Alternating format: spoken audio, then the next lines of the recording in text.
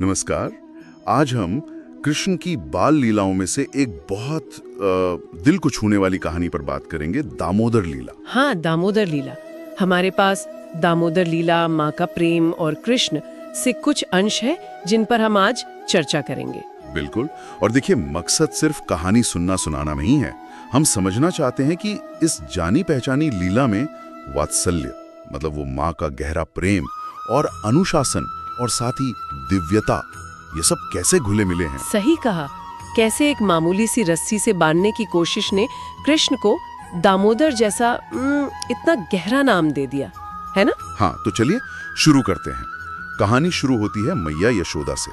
वो रसोई में थी, दूध उबाल रही थी। और तभी दूसरी तरफ नन्हे कृष्ण क्या देखते हैं कि भाई माखन की मटकी तो खाली हो रही है, या शायद हो चुकी थी। हाँ, और बस नटखट काना को आया गुस्सा, मटकी फोड़ दी और फिर क्या, माखन लेकर घर के एक कोने में बैठ गए। अकेले नहीं, बंदरों को बुला लिया और उनके साथ मजे से माखन बांटकर खाने लगे। इतने में मैया यशोदा की नजर पड़ी। दूध उबल गया होगा, वो आई और देखा कि अरे ये क्या हो रहा है, माखन बिखरा पड़ा है, मटकी टूटी है। और कान्हा कोने में शरारत करते हुए बस मैया को गुस्सा आ गया, हाथ में एक पतली सी छड़ी ली होगी और बोली, कान्हा आज तो तेरी खैर नहीं, बहुत शरारतें हो गई, आज तो मैं तुझे बांध कर ही रखूंगी। अब कृष्ण क्या करें, थोड़ा डरने का नाटक किया और लगे भागने। मैया पीछे पीछे थोड़ी दौड़ भाग हुई आंगन में और फिर आखिरकार मैया ने उन्हें पकड़ ही लिया। हाँ, पकड़ लिया। अब सजा देने की बारी थी। तो पास में एक ऊखल, मतलब वो ओखली पड़ी थी ना, उससे बांधने का सोचा। उन्होंने रस्सी ली कृष्ण को उस ओखली से बांधने के लिए, पर यही कुछ अजीब हुआ। हाँ, यही लीला शुरू होती है। जैसे ही वो रस्सी बांधने लगी, वो 2 अंगुल छोटी पड़ गई। सिर्फ 2 अंगुल। उन्होंने सोचा चलो कोई बात नहीं, घर से दूसरी रस्सी लाई, उसको जोड़ा। लेकिन फिर वही हुआ, जितनी भी रस्सियां जोड़ती गईं, हर बार रस्सी ठीक 2 अंगुल छोटी रह जाती। ये तो बड़ा आश्चर्यजनक था। हाँ, मतलब ये कैसे हो सकता है, इसका क्या मतलब समझे? देखिए, ये कोई साधारण घटना नहीं है। ये सीधे सीधे कृष्ण के ईश्वरत्व, उनके दिव्य स्वरूप की तरफ इशारा है। ये दिखाता है कि भगवान अनंत हैं, असीम हैं। अच्छा। उन्हें आप भौतिक चीजों से, जैसे रस्सी से माप या बांध नहीं सकते। वो हर सीमा से परे हैं। उनका ऐश्वर्य है ये। समझ गया। लेकिन मैया तो हार नहीं मान रही थी। वो कोशिश करती रही और फिर थक कर बैठ गई। हाँ, और उनकी आंखों में आंसू आ गए। सोचिए, एक माँ की ममता, उसका प्रयास और उसकी एक तरह की बेबसी कि वो अपने ही लाला को बांध नहीं पा रही। ये क्षण बहुत मार्मिक है। बिल्कुल।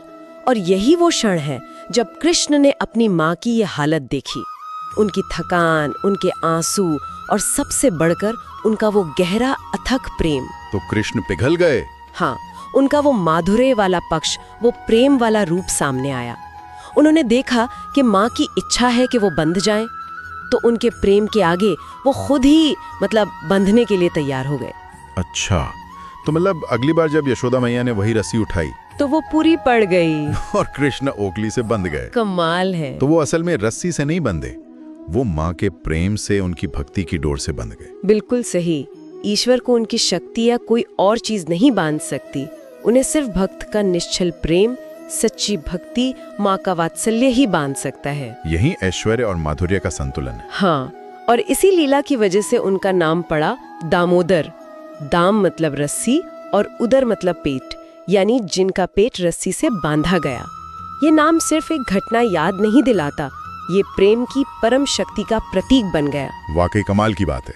जो ईश्वर पूरे ब्रह्मांड को चलाते हैं, वो खुद को एक माँ के स्नेह में उसकी इच्छा पूरी करने के लिए बंधवा लेते हैं। हाँ, ये दिखाता है कि भगवान और भक्त का रिश्ता कितना गहरा हो सकता है।